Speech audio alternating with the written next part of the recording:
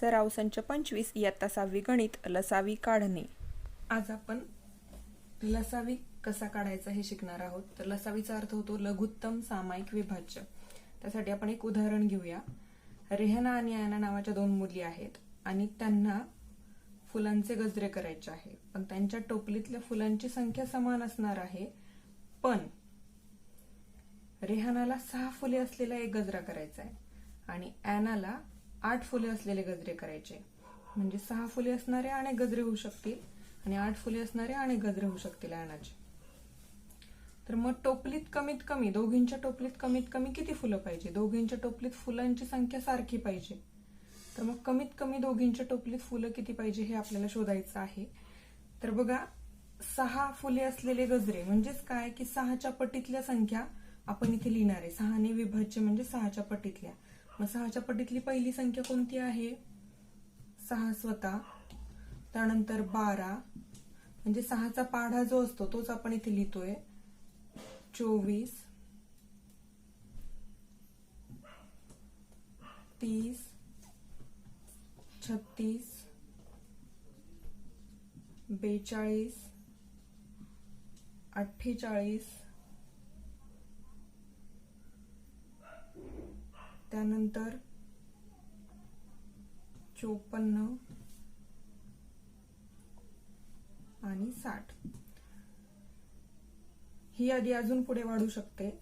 त्यानंतर 8च्या विभाज्य संख्या लिहायची आपल्याला. 8ने विभाज्य संख्या. मग 8 फुले असलेले गजरे करायचे म्हणजे असे किती गजरे होतील? तर 8ची पट आपण इथे लिहिणार आहेत. 8 पाढाच लिहायचा असतो.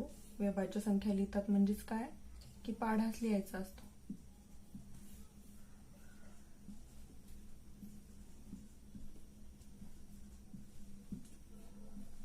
तर ही यादी अशी पुढे वाढत जाणार आहे. तर बघा, आता या दोन्ही संख्याचं जर नीट निरीक्षण केलं तर यांच्यामध्ये कॉमन संख्या कोणत्या आहेत, सारख्या संख्या कोणत्या आहेत ते आपल्याला शोधायचं आहे. तर सारख्या संख्या आपण इथे या चौकटीत लिहिणार आहोत.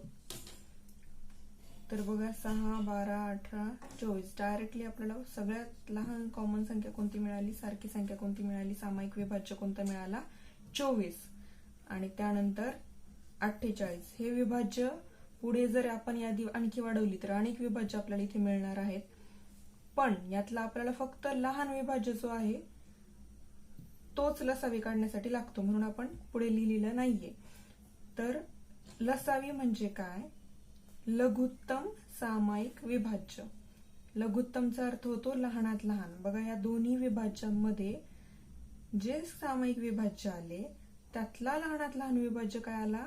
24. याचाच अर्थ काय की रेहानाच्या टोपलीत पण 24 फुले कमीत कमी पाहिजे आणि ॲनाच्या टोपलीत पण कमीत कमी 24 फुलं पाहिजेत. म्हणजे 6ची किती पट होते? 24. 6 चोक 24 म्हणजे 4 गजरे रेहाना 6 फुले असलेले 4 गजरे रेहाना बनवू शकेल. आणि 8ची किती पट? 24. 8ची 3 पट 24 होते. 8 त्रिक 24 होतात. म्हणजे 3 गजरे, 8 फुले असलेले 3 गजरे ॲना बनवू शकेल. तर यालाच आपण काय म्हणतो? लसावी काढणं असं म्हणतो. बघा, 24 हा या दोन संख्यांचा लसावी आहे आणि असे उपयोजनात्मक प्रश्न तुम्हाला सोडवता आले पाहिजे. तर अजून एक नमुना उदाहरण आपण सोडवत आहोत. बघा, उदाहरण आहे 11 व 10 या संख्यांचा लसावी काढा. तर यासाठी सगळ्यात अगोदर आपल्याला 11ने विभाज्य ज्या संख्या आहेत त्या आपण लिहून घेणार आहोत. आता 11ने विभाज्य संख्या म्हणजे 11चाच पाढा आपण इथे सुरुवातीला लिहिणार. 11 एके 11, 11 दोन्ही 22, 11 त्रिक 33, 11 चोक 44, 11 पाचे 55, 11 सक 66, 11 साते 77, 11 आठे 88, 11 नम 99 आणि 11 दहा 110. हा पाढा आपण पुढे वाढवणार आहोत जर आपल्याला लघुत्तम सामायिक विभाज्य मिळाला नाही तर, सामायिक विभाज्य मिळाला नाही तर. त्यानंतर 10 एके 10, 10ने विभाज्य संख्या कोणत्या कोणत्या त्या लिहितोय आपण. 10चाच पाढा इथे लिहायचा. 10 त्रिक 30, 10 चोक 40, 10 पाचे 50, 10 सक 60, 10 साते 70, 10 आठे 80, 10 नम 90 आणि 10 100. आणि आता 10चा पाढा आपल्याला पुढे वाढवावा लागणार. बघा आपण 100 पर्यंत पाढा लिहिला तरी सामायिक विभाज्य काही आलेला नाहीये, पण 100 मध्ये 10 गुणिले 11चा गुणाकार जर केला तर काय येईल 110, नंतर 120, 130 असं पुढे ह्या विभाज्य संख्या मिळत जातील. तर आता आपल्याला यातल्या आता ही सुद्धा यादी न संपणारी असते, यातले सामायिक विभाज्य लिहायचे. बघा इथपर्यंत तर नाहीये, फक्त डायरेक्टली 110 यांच्यातला सामायिक विभाज्य आपल्याला या यादीत मिळालेला आहे. आणि 110 हा एकच सामायिक विभाज्य मिळाला म्हणजे तोच सर्वात लहान आहे, म्हणून या 11 व 10 यांचा लघुत्तम सामायिक विभाज्य म्हणजेच लसावी येईल 110. 110 हा 11 व 10 या संख्यांचा लसावी आहे. आणि एक लक्षात ठेवा मुलांनो की कोणत्याही दोन संख्या घेतल्या तर त्यांचा जो लसावी आहे हा गुणाकारापेक्षा, त्या दोन संख्यांच्या गुणाकारापेक्षा मोठा कधीच नसतो. जसं की इथे 11 आणि 10चा गुणाकार जर केला आपण तर 110 येईल की नाही, म्हणजे गुणाकारापेक्षा मोठा लसावी कधीच नसणार. पण गुणाकारच असेल प्रत्येक वेळी असं नाही. या उदाहरणात जरी गुणाकार हा त्यांचा लसावी आला आहे तर प्रत्येक वेळी त्या दोन संख्यांचा गुणाकार म्हणजे लसावी असतो असे नाही. फक्त लक्षात असू द्या की गुणाकारापेक्षा लसावी कधीच मोठा येत नाही.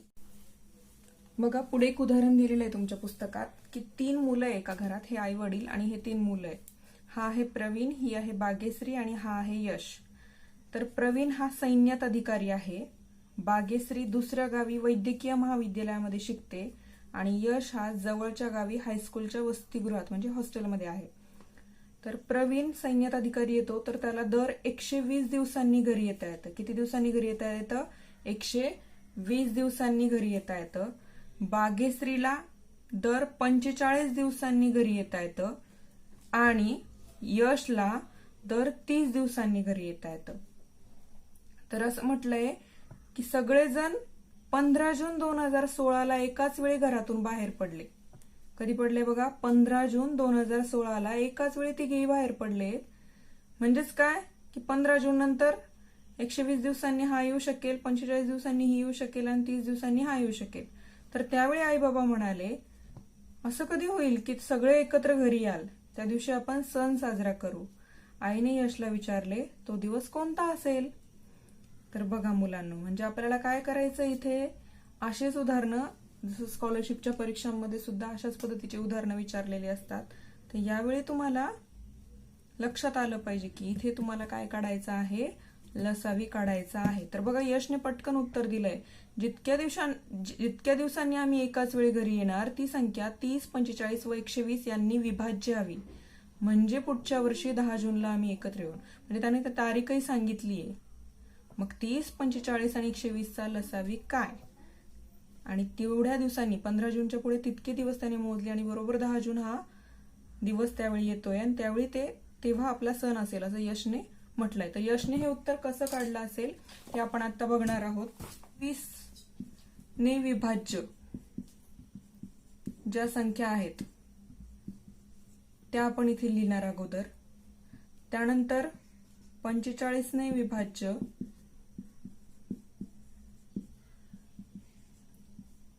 आणि त्यानंतर 30 ने विभाज्य.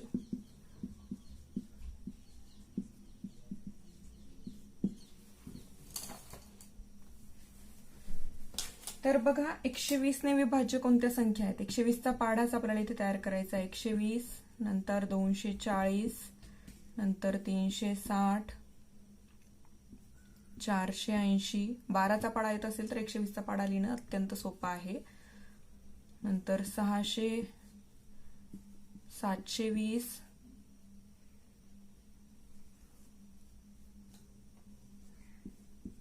या पद्धतीने ही यादी वाढेल. त्यानंतर 45चे विभाज्य लिहूया आपण.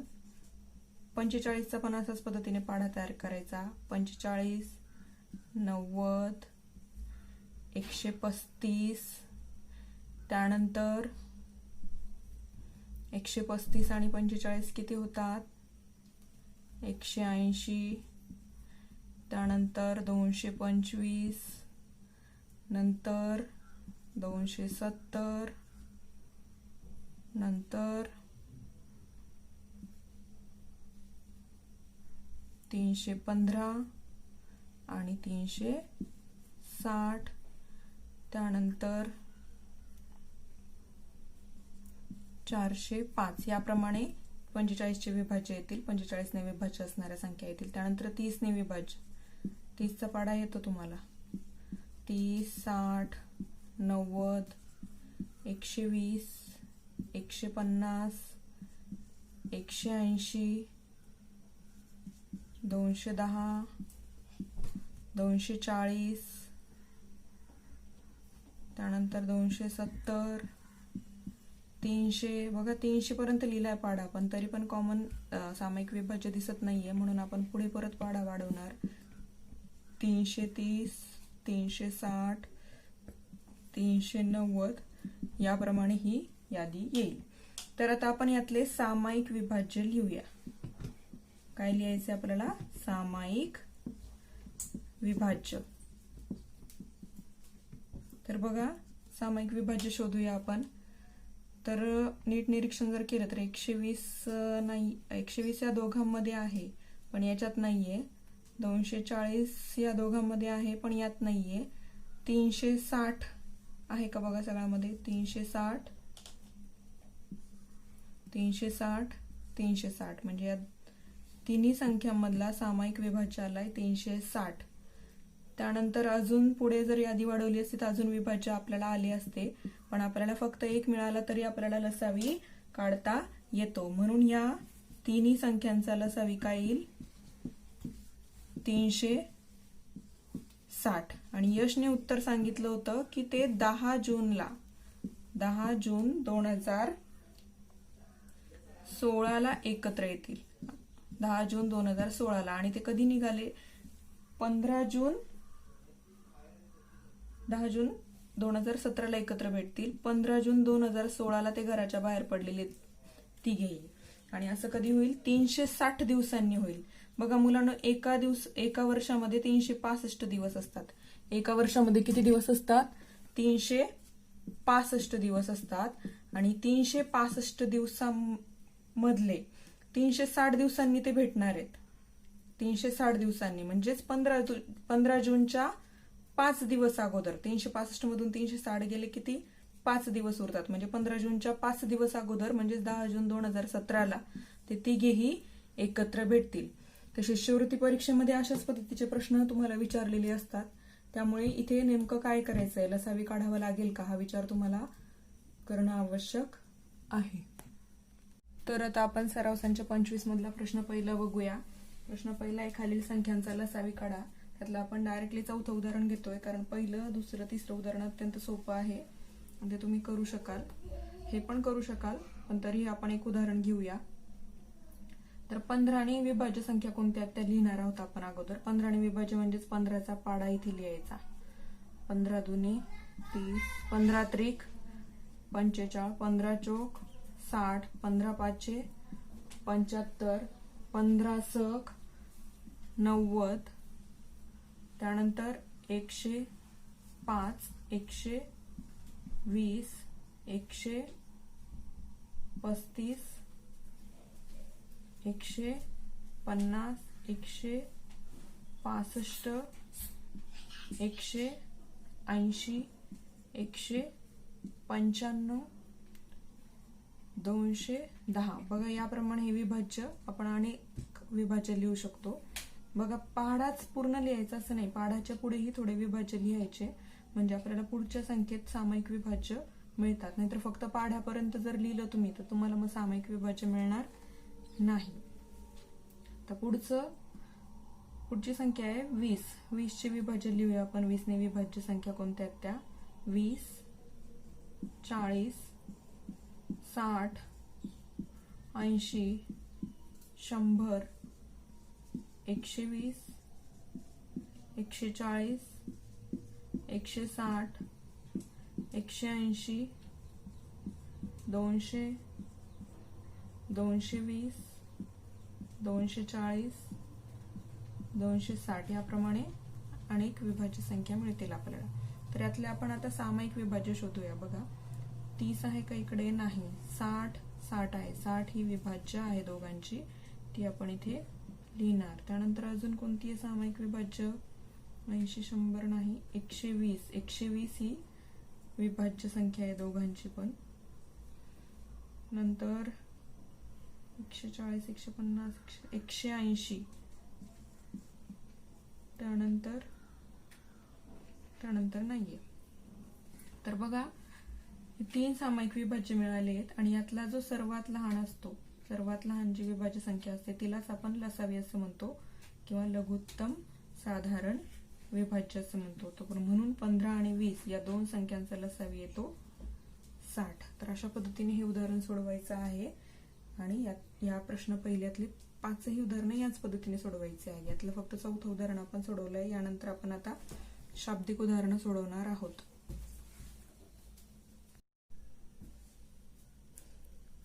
बघा, सराव संच 25 मधला प्रश्न दुसरा आहे.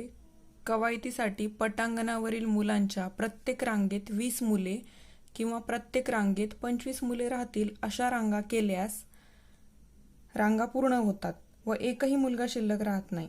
तर त्या शाळेत कमीत कमी किती मुले आहेत?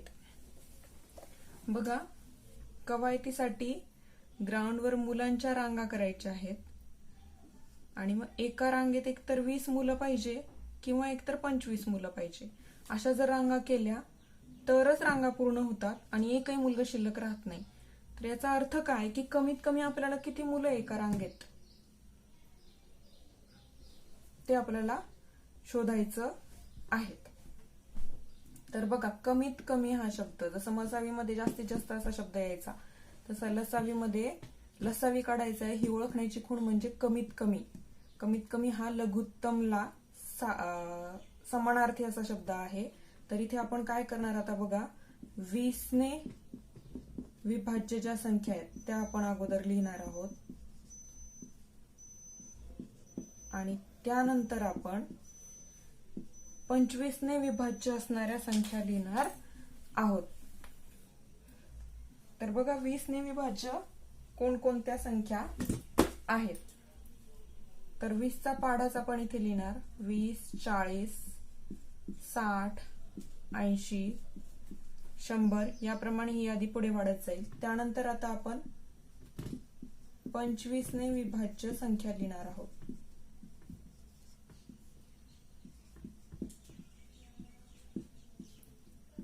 पंचवीसचाच पाढा लिहायचा इथे पण. 25 एके 25, 2 50, 75, 100, 125, 150 याप्रमाणे ही यादी पुढे वाढत जाईल. त्यानंतर यातले सामायिक विभाज्य शोधायचे. काय शोधायचे? सामायिक विभाज्य. मग सामायिक विभाज्य जर नीट निरीक्षण केलं तर फक्त डायरेक्टली 100 हा सामायिक विभाज्य आहे आणि जर ही विभाज्यांची यादी अजून पुढे वाढवली तर आणखी सुद्धा सामायिक विभाज्य मिळू शकतील. पण इथे आपल्याला सगळ्यात लहान जो असतो तोच आपल्याला पाहिजे असतो लसावीसाठी, म्हणून आपण जास्त नाही लिहिले तिथे. तर लसावी येतो मग 100, कारण लघुत्तम साधारण विभाज्य काय आहे यांचा? 100 आहे. म्हणून या दोन संख्यांचा लसावी आला 100. याचाच अर्थ काय की शाळेमध्ये कमीत कमी किती मुलं असतील? 100 मुलं असतील. मग आता आपलं उत्तर बरोबर आहे की नाही हे कसं पडताळायचं? बघा, 20 मुलांच्या जरी रांगा केल्या तर 5 रांगा होतील. 1 2 3 4 5, 20 20 20 20 20. आणि जर 25 मुलांच्या रांगा केल्या तर 25 चौक 100 अशा 4 रांगा होतील आणि एकही मुलगा शिल्लक राहणार नाही. म्हणजे शाळेत कमीत कमी 100 मुले आहेत हे आपलं उत्तर बरोबर आलेलं आहे आणि एकही मुलगा शिल्लक राहत नाही. तर अशा पद्धतीने आपल्या उदाहरणाचा पडताळा सुद्धा आपण नंतर घेऊ शकतो. तर अतिशय सोपा आहे, सर्वांनी सोडवून बघा. आहे बघा, विनाजवळ काही मणी आहेत, तिला समान मणी असलेल्या माळा करायच्या आहेत. तिने 16, 24 किंवा 24 मण्यांच्या 16, 24 किंवा 40 मण्यांच्या माळा केल्या तर एकही मणी शिल्लक राहत नाही. तर तिच्याजवळ कमीत कमी किती मणी आहेत? बघा, वीणा नावाची मुलगी, तिच्याजवळ काही मणी आहेत आणि तिला त्या मण्यांच्या माळा बनवायच्या आहेत. तर 16, 24 आणि 40, 16, 24 आणि 40 असे मणी जर तिने घेतले, एका माळेत जर 16 मणी किंवा 24 मणी किंवा 40 मणी घेतले आणि मग माळा केल्या तर एकही मणी तिचं शिल्लक राहत नाही. तर तिच्याजवळ कमीत कमी किती मणी आहेत ते आपल्याला शोधायचं आहे. बघा, कमीत कमी हा शब्दच आपल्याला सांगतो की इथे आपल्याला लसावी काढावा लागेल. तर त्यासाठी आपण सुरुवातीला 16ने ज्या विभाज्य संख्या आहेत, 16ने विभाज्य त्या सर्व संख्या आपण लिहून घेणार आहोत. तर 16चा पाढा आपण सुरुवातीला लिहूया. 16, 32, 48, 64, 80, 96, 112, 128, 144, 160, 176, 192, 208, 224 आणि 240, 256 याप्रमाणे ही विभाज्यांची यादी तयार होईल. त्यानंतर आता आपल्याला 24चे विभाज्य लिहायचे. 24ने विभाज्य असणाऱ्या संख्या लिहायच्या. तर 24ने विभाज्य असणाऱ्या संख्या, 24चा पाढा लिहायचा आणि तो पुढे वाढवायचा. 24, 48, 72, 96, 120, 144, 168, 192, 216, 240, 264 याप्रमाणे यादी तयार होईल. त्यानंतर 40ने विभाज्य असणाऱ्या संख्या,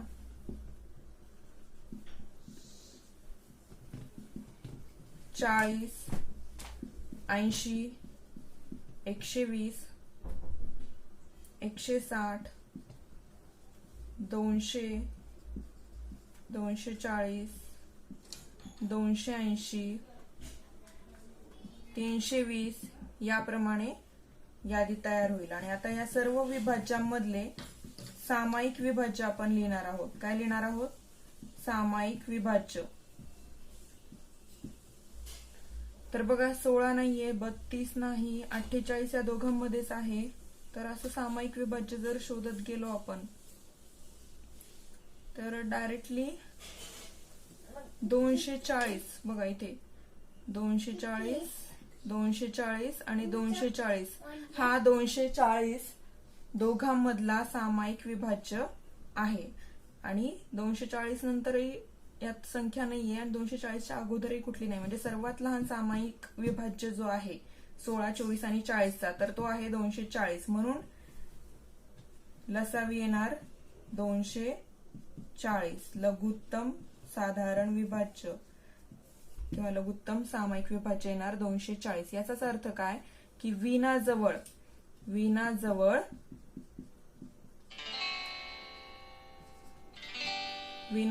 कमीत कमी